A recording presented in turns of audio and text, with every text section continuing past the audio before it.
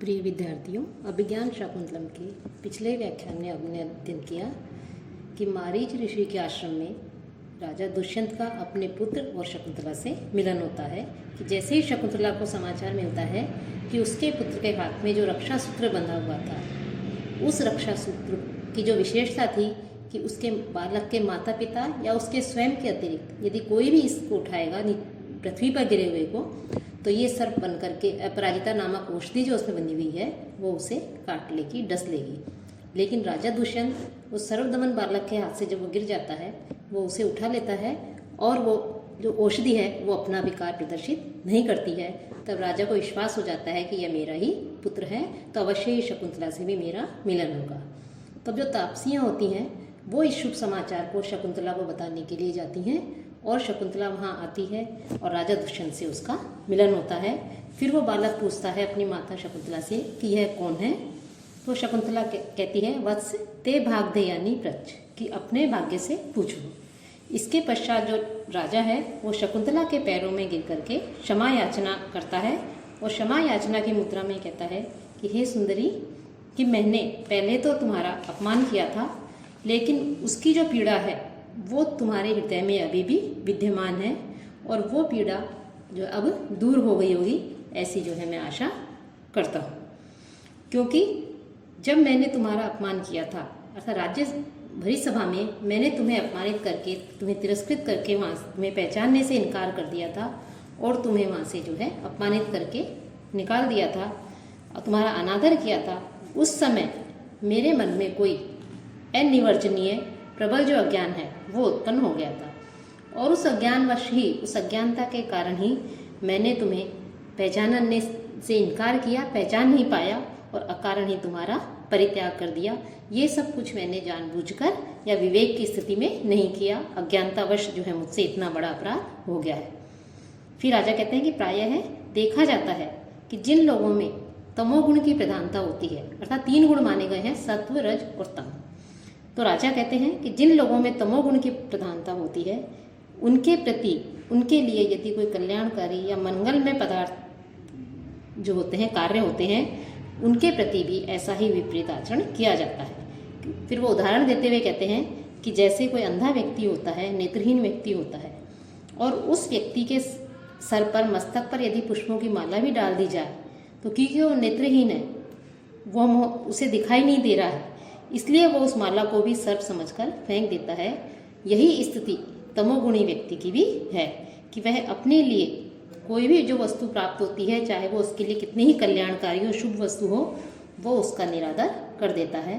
उसी प्रकार मैंने भी जो है अज्ञानतावश, किसी भी कारणवश या अज्ञानतावश जो है अविवेकी होकर के मैंने जो है तुम्हारा परित्याग कर दिया, मैंने तुम्हारा अपमानित करके तुम्हें जो है तुम्हारा परित्याग किया, तुम्हारा अपमान किया। तब जो शकुंतला होती है वो जैसे ही राजा उसके चरणों में गिरता है, उसके चरणों में गिरने पर जो शकुंतला होती है वो कहती है कि हे आर्यपुत्र, आप उठिए।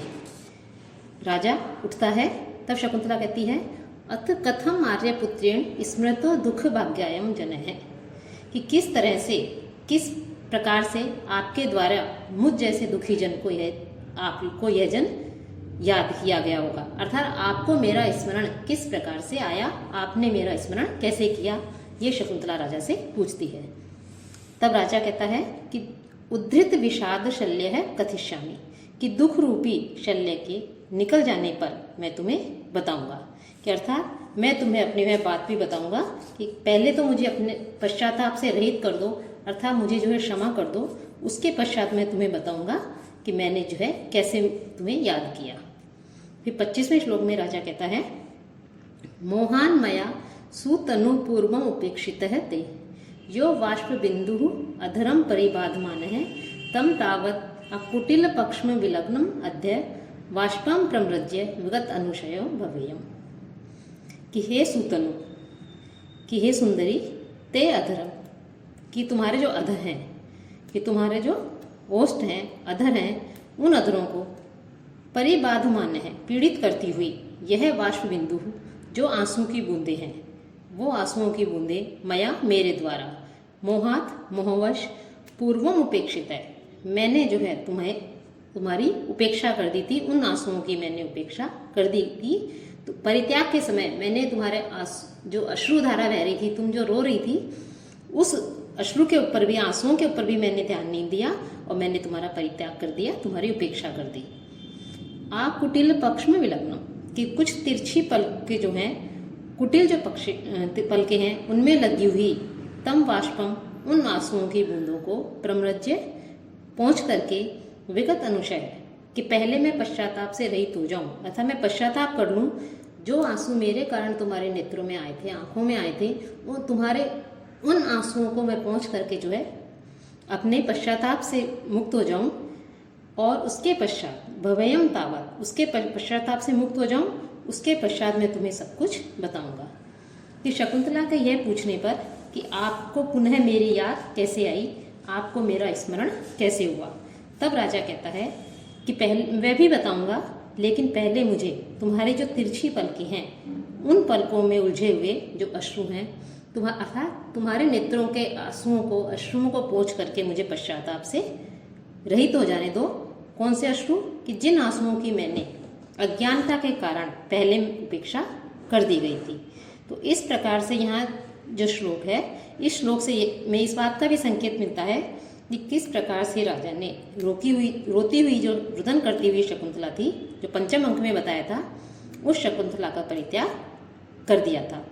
तो राजा कहता है ये वही आंसू हैं, वो उन आंसुओं को पहुँच करके जो है पश्चाताप से मुक्त होना चाहता हूँ, ताकि पहले तुम मुझे क्षमा कर दो, जिससे मेरा कष्ट दूर हो जाए, और अपने पश्चाताप से मुक्त होने के पश्चात मैं तुम्हें बताऊंगा कि किस प्रकार से जो है ये मुझे तुम्हारा स्मरण हुआ। तो यहाँ पर जो है इसमें वसंत तिल का छंद और विशेषोक्ति जो अलंकार है उसका प्रयोग किया गया है, कि अश्रुओं के स्थूल एवं चिरस्थायी होने के कारण, उनके मार्जन रूप कारण सामग्री के होते हुए भी, अर्थात मार्जन रूप कार्य की उत्पत्ति नहीं होने से विशेषोक्ति अलंकार है। और साथ ही इसमें वसंत तिल का छंद का प्रयोग किया गया है। ऐसा कहकर के राजा शकुंतला के आंसुओं को पोंछता है।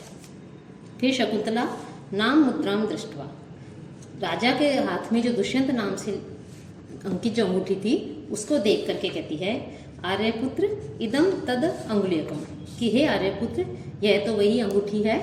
कि दुष्यंत जो शकुंतला है वो दुष्यंत की उंगली में उस अंगूठी को देख करके पहचान जाती है कि यह तो वही अंगूठी है कि जो दुष्यंत ने मुझे, जब हमने विवाह किया था, गांधार विवाह, और जब दुष्यंत वहाँ से जाने लगे थे वापस अपनी राजधानी, तो मुझे ये अंगूठी ये कह करके पहनाई थी कि तुम प्रतिदिन इसके एक एक अक्षर को गिनना, जिस पर कि दुष्यंत लिखा हुआ था, तो जैसे ही अंतिम अक्षर तक पहुँचोगी कोई ना कोई व्यक्ति जो है वो तुम्हें लेने के लिए आ जाएगा।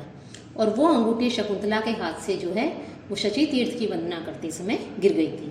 तो उस अंगूठी को देखते ही शकुंतला तुरंत पहचान जाती है कि यह तो वही अंगूठी है। तो राजा कहता है कि इस अंगूठी के प्राप्त होने से ही तुम्हारी स्मृति मुझे हुई है, अर्थात जैसे ही ये मुझे अंगूठी मिली और मुझे सारा सब कुछ स्मरण हो गया, किस प्रकार से मैंने तुम्हारा साथ गांधार विवाह किया था और मैंने उस विवाह को जो है मैं भूल गया और अज्ञानतावश मैंने तुम्हारा तिरस्कार करके, अपमानित करके तुम्हारा परित्याग कर दिया। तब शकुंतला कहती है कि इस अंगूठी ने बहुत अधिक बुरा किया है कि जो मेरे उंगली से गिर गई। यदि ये अंगूठी उस समय मेरे पास होती तो हो सकता है आप मेरा परित्याग नहीं करते। तब कह रही है कि आर्यपुत्र का आपको जब विश्वास दिलाने के लिए इस अंगूठी को जब मेरी उंगली में होना चाहिए था, उस समय यह दुष्प्राप्य हो गई, मेरी उंगली में नहीं थी। जिस अंगूठी को यदि होती तो मैं इस अंगूठी को आपको अभिज्ञान के रूप में दिखा देती और आपको मेरा स्मरण हो जाता।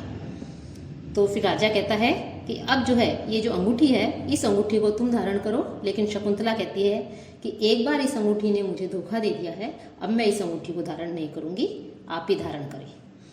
तभी जो मातली है, वो जो मातली वहाँ पर प्रवेश करता है और मातली कहता है कि इस प्रकार से पत्नी के मिलन और पुत्र के मुख दर्शन पर आपको बधाई हो, कि पत्नी और जो पुत्र है उन दोनों की आपको यहाँ पर प्राप्ति हो गई है, दोनों से आपका मिलन हो गया है, तो ये जो है आपको भलाई होगी। दिष्टया धर्म पत्नी समागमेन पुत्र मुख दर्शनेन चायुष्मान वर्धते, कि सौभाग्य से धर्म पत्नी के समागम और पुत्र के मुख दर्शन से चिरंजीवी अर्थात आप जो हैं बधाई के पात्र हैं। राजा कहता है कि मेरा मनोरथ तो मधुर फल देने वाला बन गया है, अर्थात मेरी मन की जो इच्छा थी वो पूरी हो गई है। मुझे शकुंतला और मेरे पुत्र की प्राप्ति हो गई है, इनसे मेरा मिलन हो गया है। अब फिर वो कहता है कि मातली, यह शुभ समाचार इंद्र तक को भी विदित हुआ होगा या नहीं। तब मातली मुस्कुरा करके कहता है कि ऐश्वर्य संपन्न जो होते हैं, ऐश्वर्यशालियों के लिए तो परोक्ष कुछ भी नहीं है, अर्थात उनके लिए कोई भी छुपी बात नहीं है। इंद्र को जो है ये सब कुछ सूचना मिल चुकी है कि उन्हें सब कुछ ज्ञात हो चुका है कि आपका जो है अपनी पत्नी शकुंतला और अपने पुत्र सर्वदमन से मिलन हो गया है। अब कहता है कि आप आए, और मारीच जो है ऋषि जो है उन्होंने, महर्षि ने आपको दर्शन देने स्वीकार कर लिया है, अर्थात आपको वहाँ उनके दर्शन करने के लिए चलना चाहिए। तब राजा कहता है शकुंतले अवलंब्यताम पुत्र है, कि हे शकुंतला इस पुत्र को उठा लो, त्वाम पुरस्कृत्य भगवंतम द्रष्टुम इच्छामि, कि मैं तुम्हें आगे करके, तुम मेरे आगे चलो तो तुम्हें आगे करके भगवान मारीच के दर्शन करना चाहता हूँ। तब शकुंतला कहती है जीयम यम आर्यपुत्रेण सहस गुरु समीपम गंतुम, कि आर्यपुत्र के साथ में, अर्थात आपके साथ में मैं जो गुरुजन हैं, जो महर्षि हैं, पिता समान जो ऋषि हैं, उनके पास जाने में मुझे लज्जा का अनुभव हो रहा है। तब राजा कहता है कि अभ्युदय के समय, अर्थात शुभ कार्य अवसर पर जो है, अभ्युदय उन्नति के अवसर पर, शुभ कार्य के अवसर पर, उस समय तो यह कर्तव्य ही है कि हम जो है दोनों एक साथ जा कर के उन ऋषि के दर्शन करें। तब राजा जो है, जो आसन पर स्थित जो मारीच ऋषि थे, वो रंगमंच पर दिखाई देते हैं, उनका प्रवेश होता है, और उनके साथ में उनकी पत्नी जो देवों की माँ जो अदिति है वो वहाँ पर बैठी हुई है। तब मारीच राजा न अवलोक्य, राजा को देख करके मारीच, भगवान जो मारीच होते हैं, वो अदिति से कहते हैं कि दाक्षायणी, कि हे दक्ष पुत्री अदिति, पुत्रस्य ते रणशीर्षि अयम अग्रयायी दुष्यंत इत्य अभिहितो भुवनस्य भर्ता चापेन यस्य विनिवर्तित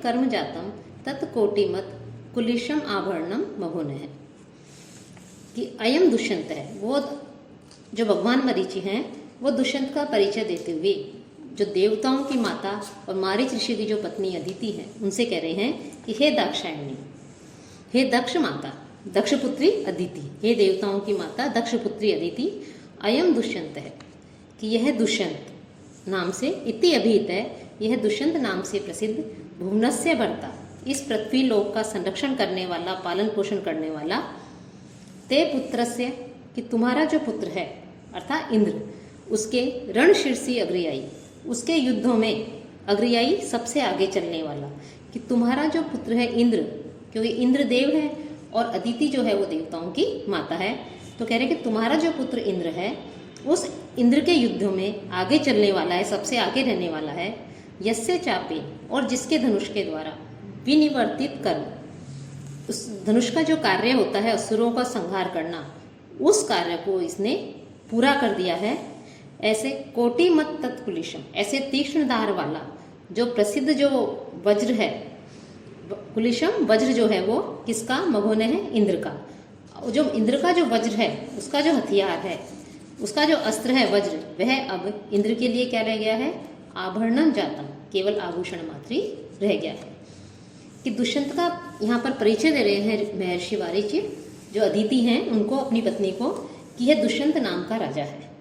और कैसा है ये राजा, कि यह राजा पृथ्वी लोक का पालन करने वाला है, संरक्षण करने वाला है, रक्षा करने वाला है। और तुम्हारा जो पुत्र इंद्र है, उस इंद्र का जब युद्ध होता है असुरों से, राक्षसों से, तो उन युद्ध में यह सबसे आगे चलता है। और इंद्र का जो वज्र है वो दानवों के वध करने हेतु काम आता था, लेकिन अब वह मात्र आभूषण ही बन गया है, क्योंकि जो इंद्र का वज्र का कार्य करता था, वो सारे कार्य इस राजा का जो धनुष है उसने वो सारे कार्य पूरे कर दिए हैं। अर्थात असुरों का संहार करने में इस दुष्यंत के जो धनुष बाण हैं वही समर्थ हैं, उन्होंने ही उनका संहार कर दिया, इंद्र को वज्र उठाने की आवश्यकता नहीं पड़ी। और तो जो इंद्र का अस्त्र है वज्र, वो केवल देखने मात्र की वस्तु रह गई है, अर्थात वो शत्रु विजय के काम में नहीं आया, अपितु जो है वो केवल आभूषण बन करके ही रह गया है। तो इस प्रकार से यहाँ पर जो इंद्र है उसके पराक्रम का वर्णन किया गया है कि किस प्रकार से ये पराक्रमशाली है। यहाँ पर रूपक अलंकार का प्रयोग किया गया है और छंद वही जो पिछले उसमें आया है, वसंत का छंद का प्रयोग किया है। अदिति कहती है संभावनीय मनोभावस्य आकृति, कि जिनके प्रभाव का अनुमान किया जा सकता है ऐसी इनकी आकृति है।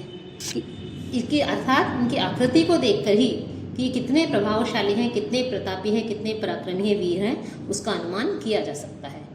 तब मातली कहते हैं कि ये देवताओं के माता पिता पुत्र स्नेह सूचक दृष्टि से आपको देख रहे हैं। कि मातली जो है वो राजा को कहते हैं कि हे आयुष्मान, एतो पुत्र प्रीति पिशुनेन चक्षुषा देवोक्साम पित्रा वायुष्मंतम अवलोक्यत है।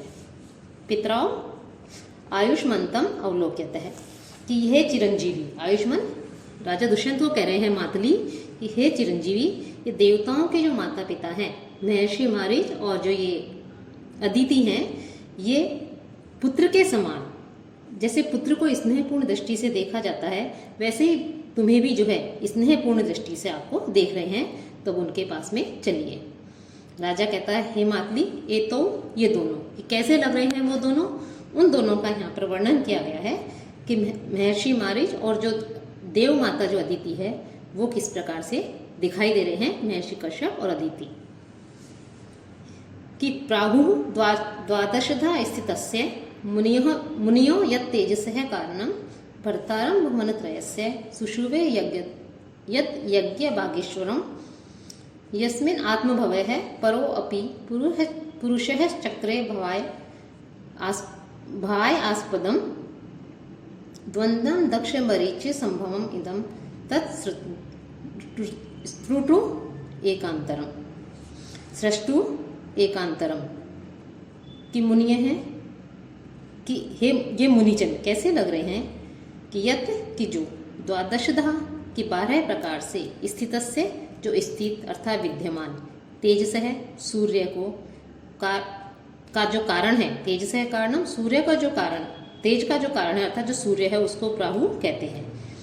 कि सूर्य को 12 प्रकार का जनक कहा जाता है कि 12 प्रकार से अर्थात 12 महीनों में 12 प्रकार की आकृति धारण करने वाला कहा गया है सूर्य को। तो अर्थात सूर्य को 12 प्रकार का भी बताया गया है कि सूर्य जो है 12 प्रकार का है, 12 प्रकार की आकृति धारण करता है। या कहते हैं कि सूर्य की जो है 12 कलाएं होती हैं, 12 प्रकार के सूर्य बताए हैं। तो जिस मुनिजन जिस जोड़े को कि अदिति एवं कश्यप के जोड़े को क्या कहते हैं कि जो 12 प्रकार के विद्यमान जो सूर्य का कारण है, जनक है, उसके विषय में कहते हैं। और जिस युगल ने ये जो जोड़ा है महर्षि कश्यप और अदिति का, इसके द्वारा भुवन त्रयस्य कि तीनों लोकों का भर्तारम, तीनों लोकों का पालन करने वाले यज्ञ भागेश्वरम कि यज्ञ भाग के अधिकारी, यज्ञ भागेश्वरम यज्ञ भाग के अधिकारी जो देव हैं उन देवों के जो स्वामी हैं, ईश्वरम कि उनके जो स्वामी हैं अर्थात इंद्र, उस इंद्र को सुषुवे इन्होंने जो है उत्पन्न किया है। अर्थात ये इंद्र के माता पिता हैं, इन्होंने इंद्र को उत्पन्न किया है। यस्मिन आत्मभव और जिसके आत्मभव के साथ ही साथ आत्मभव के अपने आप उत्पन्न होने वाले अर्थात स्वयंभू पर है पुरुष है, परम पुरुष जो भगवान विष्णु हैं, उन विष्णु ने भी आस्पदम के आश्रय स्थान बनाया है। कि भगवान विष्णु ने भी अपना जन्म लेने के लिए वामन अवतार के रूप में जिनका आश्रय स्थान बनाया है। दक्ष मरीचि संभवम, ऐसे दक्ष और मरीचि से उत्पन्न होने वाले, दक्ष और जो मरीचि हैं उनसे उत्पन्न सृष्टु, उनसे उत्पन्न होने वाले था ब्रह्मा जी से जो हैं, सृष्टु कहते ब्रह्मा को, जो सृष्टि करने वाले, रचना करने वाले, उस ब्रह्मा के एकांतरम एक पीढ़ी का ही अंतर रखने वाले तत् इदम द्वंद्वम, यह जो है क्या है, जोड़ा है। यह महर्षि कश्यप और अदिति का जोड़ा है। तो यहाँ पर जो है महर्षि कश्यप और अदिति के जो युगल थे उन दोनों के विषय में मातली से राजा दुष्यंत कहते हैं कि अदिति और कश्यप का यह जो जोड़ा है यह दक्ष प्रजापति एवं मरीचि से उत्पन्न हुआ है। दक्ष एवं मरीचि जो हैं दोनों ब्रह्म के ब्रह्मपुत्र हैं, दक्ष पुत्री अदिति है और मरीच पुत्र कौन है? मारीच है या कश्यप है। इस प्रकार ब्रह्मा से इस जोड़े में केवल एक पीढ़ी का अंतर बताया गया है और यही जोड़ा 12 प्रकार से विद्यमान जो सूर्य है, 12 प्रकार के जो सूर्य है, उस सूर्य का भी क्या बताया गया है? उत्पत्ति स्थान बताया गया है कि उसी का यह उत्पत्ति स्थान है। साथ ही साथ तीनों लोकों की रक्षा करने वाले और यज्ञ भाग के अधिकारी देवताओं के स्वामी जो इंद्र हैं, उस इंद्र को भी इन्होंने ही उत्पन्न किया है, अर्थात ये उनके माता पिता हैं, इंद्र इनके पुत्र हैं। इतना ही नहीं कि स्वयंभू परम पुरुष जो विष्णु भगवान हैं, उन विष्णु ने भी वामन के रूप में उत्पन्न होने के लिए, वामन अवतार के रूप में उत्पन्न होने के लिए इन्हीं का आश्रय ग्रहण किया था। तो इस प्रकार से यहाँ पर जो है उन दोनों की प्रशंसा की कर रहे हैं यहाँ पर जो राजा दुष्यंत हैं कि किस प्रकार से इनका चरित्र जो है ये अत्यंत महिमामय है, ये युगल जो है गौरवमयी है, महिमामय है। फिर इसके पश्चात जो है इसमें इस श्लोक में शार्दूल विक्रीडितम छंद का प्रयोग किया है और यहाँ जो आत्मभाव शब्द है इसका अर्थ है अपनी इच्छा अनुसार जन्म लेना। और जो भगवान विष्णु हैं उन्हें आत्मभू कहते हैं क्योंकि वो अपनी इच्छा के अनुसार जन्म लेते हैं। और जब उन्होंने वामन अवतार के रूप में जन्म लिया था तो अदिति की कोख से ही वो उत्पन्न हुए थे, इसलिए ये दोनों ये जो है भगवान विष्णु के भी माता पिता माने गए हैं। और एकांतरम कि ब्रह्मा से एक पीढ़ी का अंतर है इनमें, कि इन दोनों में एक ही पीढ़ी का अंतर बताया गया है। तब जो मातली होता है वो कहता है अथ के और क्या, अर्थात आपने वस्तुतः ठीक ही कहा कि ये युगल जो महर्षि अदिति और जो कश्यप और देव माता जो अदिति हैं उनका इसी प्रकार का है। राजा पास में जाता है और पास में जाकर के कहता है उभभ्याम अपि वासव नियोज्यो दुष्यंत है प्रणमति, कि इंद्र का जो सेवक है दुष्यंत वह आप दोनों को प्रणाम करता है। मारीच कहते हैं वत्स चिरंजीव, कि दीर्घायु हो, चिरंजीवी हो। पृथ्वी में पालिया, और पृथ्वी का पालन करो, कि तुम चिरंजीवी हो, दीर्घायु हो, आयुष्मान हो, लंबी आयु हो और तुम इसी प्रकार से चिरंजीवी होकर के इस पृथ्वी का पालन करो। अदिति कहती है वत्स अप्रतिरथो भव, अद्वितीय महारथी बनो। फिर शकुंतला कहती है दारक सहिता वाम पाद वंदनम करोमी, कि पुत्र सहित मैं आप दोनों की चरण वंदना करती हूँ। मारीच कहते हैं पुत्री आखंडल समो भरता जयंत प्रतिमय है सुत है आशी अन्या नैते योग्या पोलोमी सैदृशी भव। कह रहे हैं कि भरता उसको कह रहे हैं, किस प्रकार से कह रहे हैं मारीच जो है शकुंतला को, कि भरता कि तुम्हारा पति तो आखंडल समय किसके समान है? इंद्र के समान है, कि तुम्हारा पति जो राजा दुष्यंत है वो साक्षात इंद्र के समान है, सुत है, और तुम्हारा पुत्र जो है सर्वदमन है, यह जयंत प्रतिम है, इंद्र का पुत्र जो जयंत है उस जयंत के समान है। पोलोमी सदृशी, और पुलोमा की पुत्री जो इंद्राणी है उस इंद्राणी के समान तुम भव बनो।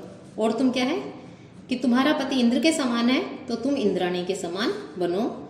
अन्य इसके अतिरिक्त, अन्य कि इसके अलावा आशी ही अन्य कोई आशीर्वाद ते योग्य अन्य तुम्हारे योग्य नहीं है, कि इसके अलावा तुम्हारे लिए कोई भी आशीर्वाद नहीं है कि तुम जो है इसकी इंद्राणी बनो, इसकी पत्नी बनो। कि यहाँ पर जो है उसका आशीर्वाद दे रहे हैं और आशीर्वाद देते हुए वो कह रहे हैं कि तुम्हारा पति इंद्र के समान है, तुम्हारा पुत्र इंद्र के पुत्र जयंत के समान है और तुम इंद्राणी के समान सौभाग्यशालिनी तथा तेजस्वी बनो। इसके अलावा अन्य कोई आशीर्वाद तुम्हारे लिए उपयुक्त नहीं है। इस आशीर्वाद का यहाँ अभिप्राय है कि इंद्राणी हमेशा अपने पति से के अभियुक्त और हमेशा सद्भाव रहती है, उसी प्रकार तुम भी हमेशा अपने पति के साथ सौभाग्यवती बन करके रहो। तब अदिति कहती है जाते कि हे पुत्री भर्तु बहुमता भव, अपने पति की बहुत अधिक सम्माननीय बनो, कि सम्मान के अधिकारी बनो, उनसे सम्मान प्राप्त करो, बहुमाननीय बनो। अयम चेत दीर्घायु वत्सक उभय कुल नंदनो भवतु, और यह जो चिरंजीवी बालक है, दीर्घायु बालक चिरंजीवी बालक है, सर्वदमन है, यह दोनों कुलों को आनंदित करने वाला हो।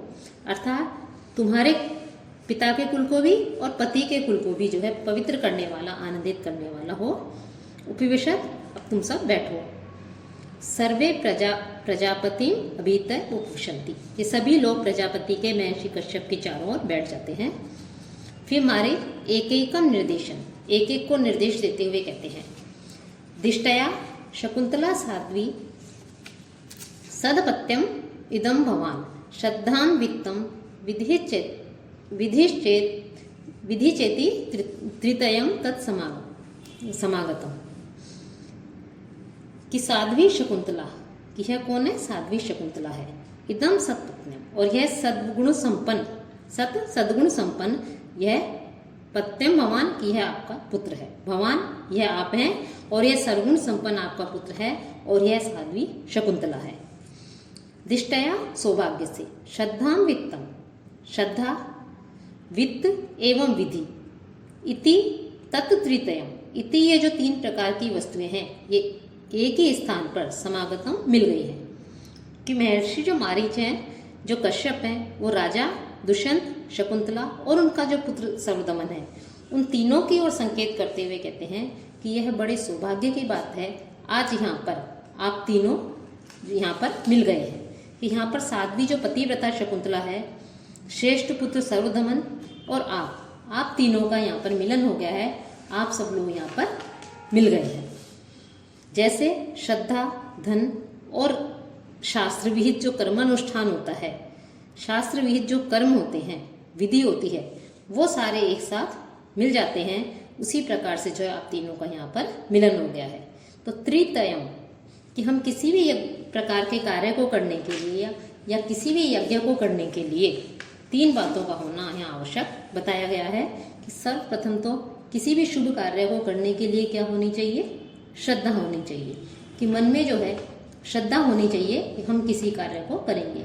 कि बिना श्रद्धा के हम यज्ञानुष्ठान आदि या कोई भी कार्य नहीं कर सकते हैं, संपन्न नहीं हो सकता है। फिर इसके बाद वित्त की भी आवश्यकता होती है, क्योंकि धन के बिना भी कार्य पूरे नहीं होते हैं। और फिर शास्त्रीय विधान भी आवश्यक है कि शास्त्रीय विधि पूर्वक ही उस कार्य को संपन्न किया जाता है, यज्ञ आदि को। और जहाँ ये तीनों होते हैं कि श्रद्धा, धन और शास्त्रीय विधि, वहाँ जो उसका कार्य का जो फल होता है तो वो निश्चय ही, अवश्य ही कल्याणदायक होता है, कल्याण करने वाला होता है, सुख देने वाला होता है। तो यहाँ पर महर्षि मारीच कह रहे हैं कि संसार भी वस्तुतः एक यज्ञ ही है और इसको चलाने के लिए भी ये तीनों चीज़ें आवश्यक है। इसलिए शकुंतला को श्रद्धा बताया है, सर्वदमन को वित्त तथा संपत्ति बताया है, क्योंकि पुत्र जो है वो माता पिता की संपत्ति के रूप में बताया जाता है कि माता पिता का सबसे बड़ा धन उनका पुत्र होता है। और राजा जो दुष्यंत है उनको विधि कहा गया है। तो इस प्रकार से उनको आशीर्वाद देते हुए जो है महर्षि मारीच कहते हैं, यहाँ पर अनुष्टुप जो छंद है, अनुष्टुप छंद का प्रयोग किया गया है। तब राजा कहते हैं कि भगवान प्राग अभिप्रेत सिद्धि, कि पहले तो अपने मनोरथ की सिद्धि हुई तथा पत्नी और पुत्र की प्राप्ति हुई। पश्चात दर्शनम, उसके पश्चात आपका दर्शन हुआ। और आप लोगों का यह, अब आप लोगों का यह आशीर्वाद, आप लोगों की कृपा दृष्टि, अनुग्रह, ये क्या है? बड़ा ही अद्भुत है। क्योंकि उदेति पूर्वम कुसुमम ततः फलम घनोदय है प्राक तदंतरम पय है निमित्त नैमित्तिकयो अयम क्रम है तो प्रसादस्य पुरहस्नु संपद है। कि पूर्वम, कि सबसे पहले तो कुसुमम उदेति, पुष्प विकसित होता है, पुष्प खिलता है। ततः फलम, उसके पश्चात फल लगता है। प्राक घनोदय है, पहले घने मेघों का उदय होता है। तदंतरम पय है, उसके पश्चात वर्षा होती है, जल बरसता है। निमित्त नैमित्तिकयोः, कि कारण, निमित्त अर्थात कारण और कार्य, इन दोनों के बीच का ये अयम क्रम है, यही क्रम रहता है। तथा पहले का कोई कारण होता है, उसके पश्चात कोई कार्य होता है। तव प्रसादस्य, लेकिन आपकी कृपा से, तो आपकी कृपा से तो पुरः है, पहले संपद है, सारी संपत्तियां जो है वो पहले ही प्राप्त हो गई हैं। कि राजा महर्षि मारीच जो होते हैं ऋषि, वो जैसे ही उनको आशीर्वाद देते हैं, राजा दुष्यंत मारीच ऋषि से कहते हैं कि आपका यह अनुग्रह तो बड़ा ही विचित्र है, हमारी अद्भुत है, हमारी मनोकामनाओं को पूरा करने वाला है, सुख देने वाला है, हमारे लिए कल्याणदायी है। कि पहले तो वैसे तो देखा जाए तो वृक्ष आदि जो है उसमें सबसे पहले फूल आता है, उसके पश्चात फल लगता है। इसी प्रकार पहले बादल आते हैं, बनते हैं, उसके पश्चात जल की वर्षा होती है। कहीं भी देख लें, किसी भी वस्तु में या किसी भी कार्य में हमेशा कार्य और कारण का यही क्रम रहता है कि पहले कारण होता है, उसके पश्चात कार्य होता है। लेकिन आपकी कृपा दृष्टि से, आपके अनुग्रह से तो यह क्रम भी परिवर्तित हो गया है कि यहाँ पहले तो ऐश्वर्य की प्राप्ति हो गई है कि मुझे सब कुछ ऐश्वर्य प्राप्त हुआ। फिर पत्नी एवं पुत्र जो है मुझे पूर्व में प्राप्त हो गए थे, ये भी, इनकी भी मुझे प्राप्ति हो गई। और आपके दर्शन जो है वो मुझे बाद में प्राप्त हुए हैं। अर्थात प्रायः देखा जाता है कि सर्वत्र आशीर्वाद के पश्चात ही संपत्तियां प्राप्त करने का नियम देखा जाता है कि यदि किसी का आशीर्वाद मिल जाता है तो सारी संपत्तियां अपने आप आ जाती है। लेकिन यह दुष्यंत कहते हैं कि यहाँ तो पुत्र और पत्नी के रूप में संपत्ति को प्राप्त करने के पश्चात आपका आशीर्वाद मिला है, अर्थात आपका आशीर्वाद हमें बाद में मिला है, ये इनकी जो है प्राप्ति मुझे पहले हो गई है। तो इसलिए कह रहे हैं आपके आशीर्वाद का फल हमें एक तरह से पहले ही मिल गया कि मुझे जो है पत्नी और पुत्र जो है इन दोनों के यहाँ पर प्राप्ति हो गई। तब मातली कहते हैं कि विधाता लोग इसी प्रकार से कृपा करते हैं। फिर राजा कहते हैं कि उनसे जो ऋषि हैं उनसे कहते हैं कि शकुंतला जो है इसके साथ में मैंने गांधर्व विवाह किया था, और जब कुछ काल के पश्चात अपने बंधुजनों के द्वारा यह मेरे समीप लाई गई, तब मेरी स्मरण शक्ति की क्षीणता के कारण, अज्ञानतावश, अविवेक के कारण मैंने इसका स्मरण नहीं किया, इसे याद नहीं रखा और मैंने इसका परित्याग कर दिया।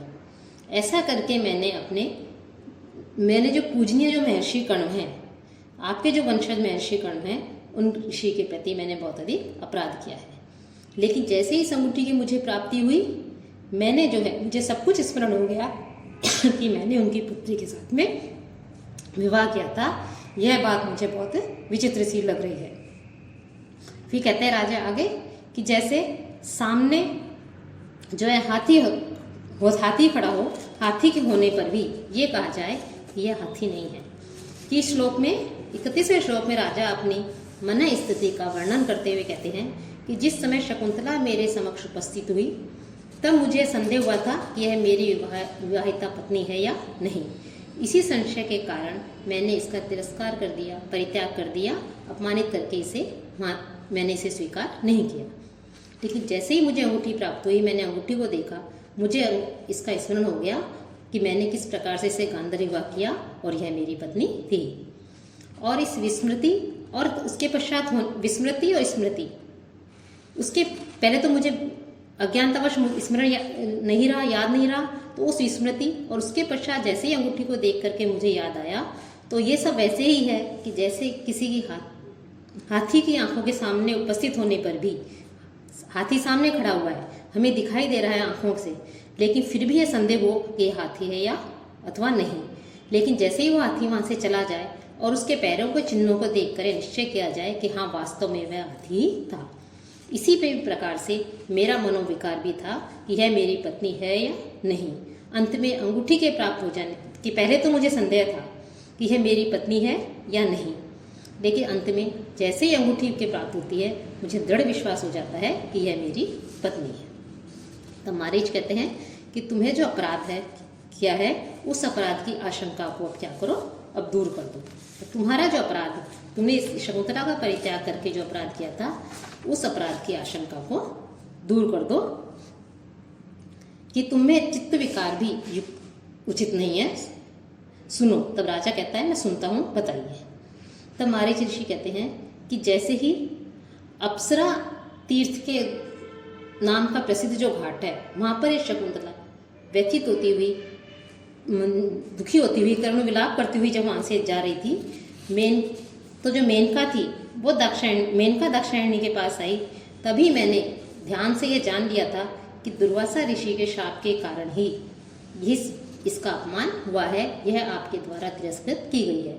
कि मैंने सब कुछ जान लिया था कि किस प्रकार से दुर्वासा ऋषि का शाप जो है वो अपना प्रभाव दिखा रहा है, और आपको जो है आपने इसके साथ में विवाह किया है, इसका आपको स्मरण नहीं हुआ और आपने इसका परित्याग कर दिया, इसका तिरस्कार किया, न कि और अन्य कोई कारण नहीं था। और मुझे यह भी ज्ञात था कि उस शाप का प्रभाव इस अंगूठी को देखने से समाप्त हो जाएगा। कि राजा को लोक निंदा की चिंता होती है कि लोक में संसार में लोग मेरी निंदा करेंगे कि किस प्रकार से मैंने अपनी पत्नी का परित्याग कर दिया। तब उसकी शंका का समाधान करते हुए महर्षि कहते हैं कि मैंने अपने योग से मैंने ये जान लिया था कि दुर्वासा के शाप के कारण ही वो ही शाप अपना प्रभाव दिखा रहा है जो आपको इसका स्मरण नहीं हुआ, और इस अंगूठी को देखते ही वो शाप से आप मुक्त हो गए और आपको इसका स्मरण हो गया। तब राजा कहता है कि मैं लोक निंदा से मुक्त हुआ। तब शकुंतला भी मन ही मन में सोचती है, दिष्टया अकारण प्रत्यादेशी न आर्यपुत्र है कि सौभाग्य की पात्र है कि आर्यपुत्र ने बिना कारण के मेरा परित्याग नहीं किया था। न खलु सप्तम आत्मानम स्मरामि कि शाप के कारण ही कि इन्होंने मेरा परित्याग बिना कारण इन्होंने मेरा परित्याग नहीं किया था, लेकिन मुझे शाप कब दिया गया था यह मुझे याद नहीं आ रहा है कि दुर्वासा के द्वारा मुझे कब शाप दिया गया था। इस बात का स्मरण शकुंतला को नहीं रहता है। जब जैसे ही चतुर्थ अंक में दुर्वासा ऋषि उसे आकर के श्राप देते हैं कि तुम जिसका ध्यान कर रही हो वो तुम्हें भूल जाएगा, लेकिन शकुंतला दुष्यंत के विचारों में इतना खोई हुई थी, दुष्यंत के ध्यान में मग्न थी कि वो उस शाप को नहीं सुन पाती है, और उस शाप के विषय में केवल अनसुईया और प्रियंवदा ही जानती थी। तो यहाँ पर शकुंतला कह रही है कि हो सकता है मैं विरह के कारण शून्य हृदय थी और यह नहीं जान पाई। फिर उसे ध्यान आता है और मन ही मन में कहती है कि इसीलिए मेरी सखियों ने मुझे विशेष रूप से कहा था कि यह अंगूठी अपने पति को दिखा देना।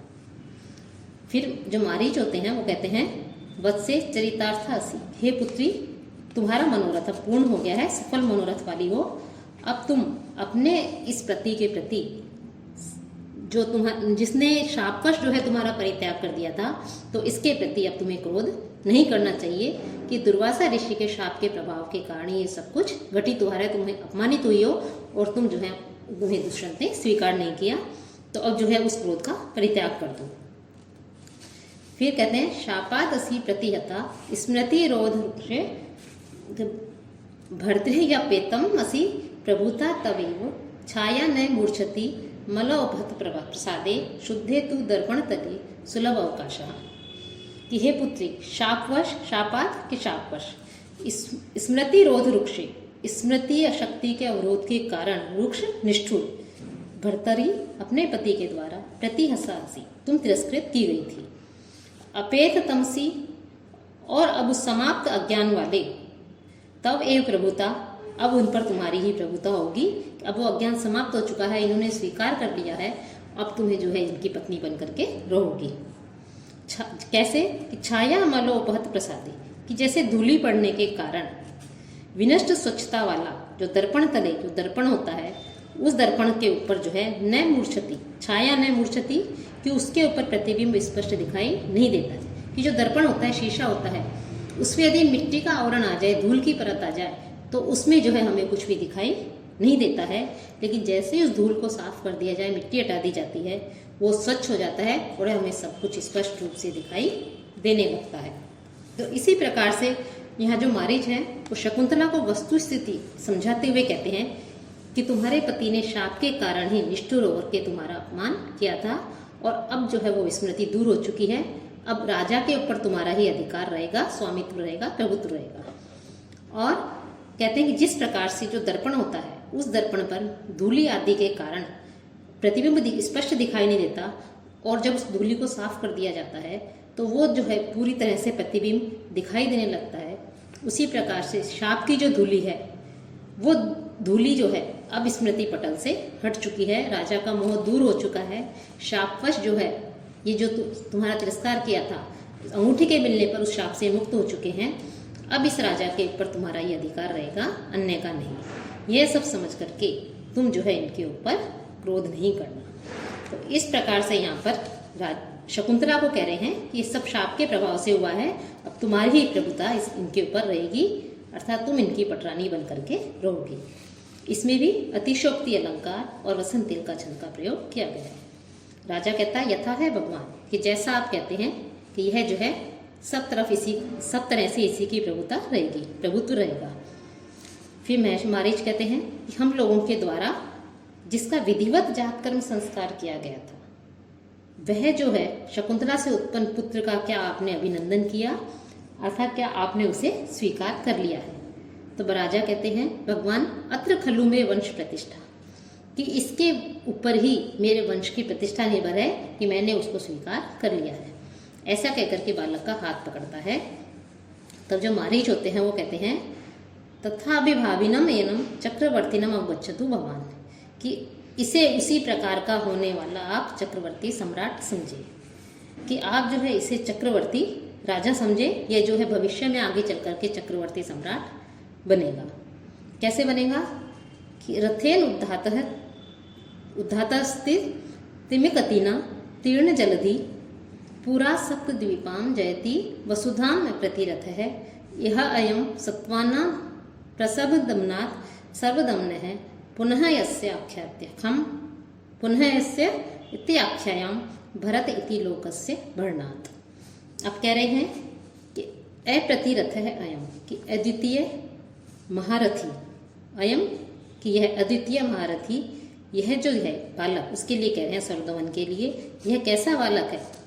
अनुद्घात तस्मी, कि ऐस्खली तथा शांत गति वाले, गति वाले, तीर्ण जलधि, कि जो सागरों को पार करके पूरा सप्त द्वीपाम वसुधाम जयती, कि इसका जो रथ है, महारथी है, रथी है ये, तो ये जो है 7 द्वीपों वाली पृथ्वी पर विजय प्राप्त करेगा। सप्त द्वीपाम वसुधाम जयती, 7 द्वीपों वाली जो पृथ्वी है उस पृथ्वी को जीतेगा।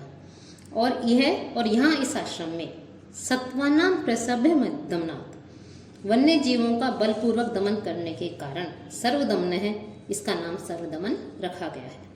पुनः लोकस्य वर्णात्, और भविष्य में संसार का भरण पोषण करने के कारण बढ़ते हैं इति आख्यायम यस्यति, यह भरत नाम से प्रसिद्ध होगा। कि यहाँ जो महर्षि मारीच हैं वो राजा दुष्यंत से जो शिशु था, बालक था सर्वदमन, उसके विषय में बताते हुए कहते हैं कि यह बालक आगे चल करके अद्वितीय महारथी चक्रवर्ती सम्राट बनेगा। कि यह जो है गंभीर प्रतिघात रहित निश्चल गति वाले रथ से अर्थात रथ की आकृति वाले आकाशयान से इस समुद्र को पार करके 7 द्वीपों वाली पृथ्वी पर विजय प्राप्त करेगा। अर्थात इस संपूर्ण पृथ्वी पर इस बालक का एक छत्र राज्य होगा। और साथ ही साथ इस आश्रम, तो ये चक्रवर्ती सम्राट होगा। साथ ही साथ चूंकि ये इस आश्रम में रहता था अभी तक, और इस आश्रम में जो वन्य जीव जंतु हैं उनका बलपूर्वक वो ये उनका शासन करता था। कि जैसा कि दुष्यंत ने भी देखा था कैसे वो उसको जबरदस्ती उस सिंह के शावक को खींच रहा था, तो शासन करने के कारण इसका नाम हमने सर्वदमन रखा है, कि सबका दमन करने वाला। लेकिन भविष्य में क्या होगा ये बालक? कि सारे संसार का भरण पोषण करने के कारण इसका भरत नाम भी होगा, कि भरत नाम से प्रसिद्ध होगा, कि यह संपूर्ण संसार का पालन पोषण करने में समर्थ होगा। और भविष्य में जो है ये भरत नाम से भी जाना जाएगा। और इसी भरत के नाम पर जो है हमारे देश का नाम भारत पड़ा है। वैसे तो भारत के विषय में बहुत सी किंवदंतियां हैं कि किसके नाम पे भारत पड़ा है, लेकिन एक ये भी कहा जाता है कि इस भरत के नाम पर ही भारत या भारतवर्ष जो है नाम पड़ा हुआ है। और जो 7 द्वीपों वाली पृथ्वी पर एक छत्र राज्य करने वाला बताया है, तो वो 7 द्वीप माने गए हैं। उनके नाम है जम्बू, प्लक्ष, शाल्मली, कुश, क्रौंच, शाप तथा पुष्कर। ये जो है 7 द्वीप माने गए हैं। फिर राजा कहता है भगवता कृत संस्कारे सर्वम अस्मिन् वयम आशास्महे, कि आपने जिसका संस्कार किया है, जातकर्म संस्कार, ऐसे पुत्र से हम इन सब की आशा रखते हैं। फिर अदिति कहती है कि इस पुत्री के सारे मनोरथ पूर्ण जो हो चुके हैं शकुंतला के, इसका अपने पति से मिलन हो गया है, पुत्र का अपने पिता से मिलन हो गया है, तो इस सारी घटनाओं को महर्षि जो कर्ण है उनको भी विदित करा देना चाहिए, उनको भी बता देना चाहिए। साथ ही साथ जो मेनका है वो हम लोगों की सेवा करती हुई जो यहीं पर है, उसे भी इस सब के विषय में सूचना दे देनी चाहिए कि तुम्हारी पुत्री का अपने पति से मिलन हो गया है। फिर शकुंतला कहती है कि अपने मन ही मन में कि पूजनीय सम्मानीय जो माता अदिति हैं, उन्होंने तो मेरे मन की बात ही कह दी कि किस प्रकार से शुभ समाचार को महर्षि कर्ण को और जो मेरी माता मेनका है उनको भी देना चाहिए। तब मारीच कहते हैं कि तपस्या के प्रभाव से, तपः प्रभावात् प्रत्यक्षम सर्वमेवं तत्रवत्, कि तपस्या के प्रभाव से महर्षि कर्ण को, सम्मानीय कर्ण को सारी बातें विदित है। कि महर्षि कर्ण तो त्रिकाल दृष्टा हैं, भविष्यवेत्ताओं को सब कुछ जानने वाले हैं, तो उन्होंने अपने योग से, अपने तप से जान लिया कि उनकी पुत्री जो है, उनका शकुंतला का उसके पति जो राजा दुष्यंत है उनसे पुनर्मिलन हो गया है। फिर राजा कहते हैं ततः खलु मम न अति क्रुद्धो मुनि, कि मुनि जो है कर्ण है जब उन्हें ये पता लग गया कि ये सब कुछ दुर्वासा ऋषि के शाप के कारण हुआ है तो वो मेरे ऊपर क्रोधित नहीं हुए। मारीच कहते हैं कि यह प्रिय समाचार, कि वैसे तो उन्हें योग बल से अपनी तपस्या से सब कुछ पता चल गया है, मैं शकुंतला के जो पालन करने वाले जो पिता महर्षि कर्ण हैं, लेकिन फिर भी हमारा ये कर्तव्य बनता है कि हमें ये समाचार उन्हें सुनाना ही है। तब कहते हैं कह को अत्र भो, कि अरे यहाँ कौन कौन है। अरे फिर प्रवेश करके कहते हैं कि शिष्य कहता है भगवान अयम अस्मि, कि यह मैं हूँ। तब मारीच कहते हैं कि आप उनसे गाला कि अभी आकाश मार्ग से जाकर के मेरी ओर से महर्षि सम्माननीय आदरणीय जो कर्ण है महर्षि, उन्हें प्रिय समाचार निवेदन करो कि पुत्र सहित शकुंतला जो है दुर्वासा ऋषि के शाप से मुक्त हो गई है। उनकी समाप्ति पर उसका स्मरण करने वाले जो उसके पति जो दुष्यंत है उनके द्वारा उसे स्वीकार कर लिया गया है। शिष्य कहता है यद आज्ञा पैती भगवान, जैसी आप आज्ञा देते हैं ऐसा कहकर के वो वहाँ से निकल जाते हैं। इसके पश्चात जो महर्षि मारीच होते हैं, कश्यप होते हैं, वो कहते हैं कि हे पुत्र, तुम भी अपने पुत्र, राजा दुष्यंत से कहते हैं कि तुम भी अपने पुत्र और जो अपनी पत्नी शकुंतला है इसके साथ में अपने मित्र इंद्र के रथ पर चढ़कर आरूढ़ होकर के चढ़ करके अपनी जो राजधानी है उस राजधानी के लिए प्रस्थान करो तथा आप भी जो है अपनी राजधानी में जाइए। ये शुभ समाचार वहाँ भी जाकर के सुनाइए। तो राजा कहते हैं जैसी आपकी आज्ञा। फिर कहते हैं मारीच कि पुत्र, इससे अधिक और मैं क्या आपका उपकार कर सकता हूँ। आपकी पत्नी और आपके पुत्र से आपका मिलन हो गया है, इससे अधिक और क्या मैं उपकार कर सकता हूँ। फिर राजा कहते हैं कि इससे बड़ा कोई भी प्रिय नहीं हो सकता है, और यदि आप कुछ प्रिय चाहते ही हैं तो अंत में इस सप्तम अंक के अंत में और अभिज्ञान शाकुंतलम के अंत में राजा जो है ये भरत वाक्य कहते हैं कि प्रवर्तताम प्रकृति हिताय पार्थिवः सरस्वती श्रुत महताम महीयताम ममापि च शपयतु नील लोहित है पुनर्भवम परिगत शक्ति ही आत्मभूत। यह भरत वाक्य है कि अंत में क्या कह रहे हैं कि आप कुछ प्रिय करना ही चाहते हैं तो ऐसा करिए, ऐसा होवे। कैसा होवे? पार्थिव है कि राजा जो है वो प्रकृति हिताय प्रवर्तता, हमेशा प्रजा के कल्याणकारी कार्यों में ही संलग्न रहे, कि प्रजा की भलाई के कार्य करे, प्रजा के भलाई के कार्यों में ही तत्पर हो। श्रुत महताम सरस्वती मह्यताम, और साथ ही साथ इसके अलावा फिर वो कहते हैं कि जो बड़े बड़े प्रतिभा संपन्न जो कवि हैं उन कवियों की जो वाणी है, सरस्वती है वाणी है, वो हमेशा चलती रहे, अर्थात वे हमेशा श्रेष्ठ कृतियों का, श्रेष्ठ काव्यों का निर्माण करती रहे और उनकी वो रचनाएं हैं, कृतियां हैं, वो समाज में सम्मान प्राप्त करती रहे। परिगत शक्ति ही आत्मभू नील लोहित है, और सर्वत्र अपनी शक्ति फैलाने वाले स्वयंभू शिव जो है वो मेरे दुष्यंत के, या कह सकते हैं जो कवि हैं स्वयं के लिए कह रहे हैं कि कालिदास का जो पुनर्जन्म है, पुनर्भवम, पुनर्जन्म को जो है तत्वज्ञान के द्वारा शपयतु पुनः न होने दे, अर्थात इस प्रकार से कृपा करें कि हमें जो है मोक्ष की प्राप्ति हो जाए, हमें पुनर्जन्म नहीं लेना पड़े, हमेशा के लिए इस जीवन से मुक्ति मिल जाए। यह जो अंतिम है नाटक का जो अंतिम श्लोक है, यह जो प्रशस्ति के रूप में होता है, इसे भरत वाक्य भी कहा जाता है कि नाट्य शास्त्र के नियमानुसार कि राजा जो है नाटक की समाप्ति पर आशीर्वाद कामना से युक्त भरत वाक्य कहता है। और भरत शब्द का अर्थ है नट, भरत वाक्य अर्थात नट वाक्य। नाट्य शास्त्र के प्रवर्तक कौन माने गए? आचार्य भरत मुनि। उनके प्रति भी अपनी श्रद्धा व्यक्त करने के उद्देश्य से इस वाक्य को भरत वाक्य की संज्ञा दी गई है कि इस भरत वाक्य में जितने भी प्राणी हैं, समस्त जीवों के लिए, सारे प्राणियों के लिए कल्याण की कामना, उनके भलाई की कामना, सुख की कामना की जाती है। तो यहाँ भी राजा उनके सुख की कामना करते हुए कहते हैं कि राजा प्रजा का कल्याण करने में तत्पर हो, शास्त्र के मनन चिंतन से जिन्होंने उच्च कोटि की रचना करने की शक्ति प्राप्त की है, उन कवियों की वाणी हमेशा आदरणीय रहे, सम्मान प्राप्त करती रहे, और सर्वशक्तिमान भगवान शिव जो है वो मेरे पुनर्जन्म को नष्ट करे, अर्थात मुझे मुक्ति प्रदान करे। यह जो नील लोहित है, यह शब्द जो है शिव के लिए आया है। इसके विषय में भी कथा है कि एक बार ब्रह्मा जी हवन कर रहे थे, उसी समय उनके ललाट से पसीने के रूप में स्वेद में जो तेज था वह अग्नि में गिर करके नीला होकर के फिर लाल हो गया और उसी से उत्पन्न होने के कारण शिव जी नील लोहित कहलाते हैं। तो यहाँ पर ये जो अंतिम है यह भरत वाक्य है और इस भरत वाक्य के साथ ही यह अभिज्ञान शाकुंतलम है, इसका 7वां अंक समाप्त होता है। और इस अंतिम श्लोक में जो है रुचिरा छंद का प्रयोग किया गया है और इस छंद के प्रत्येक चरण में क्रमशः जगण, भगण, सगण, जगण और गुरु वर्ण होते हैं। यह 13 वर्णों का छंद माना गया है। इसमें 4 व 9 वर्णों पर यति होती है। और यह जो अंतिम जो 7वें अंक का श्लोक है यह परीक्षा की दृष्टि से भी महत्वपूर्ण है और परीक्षा में प्रायः यह आ जाता है। तो इस प्रकार से इस नाटक की समाप्ति पर यह आशीर्वादात्मक श्लोक है और इस आशीर्वादात्मक या भरत वाक्य जो है ये इसके साथ ही अंक अभिज्ञान शाकुंतलम नामक नाटक समाप्त होता है।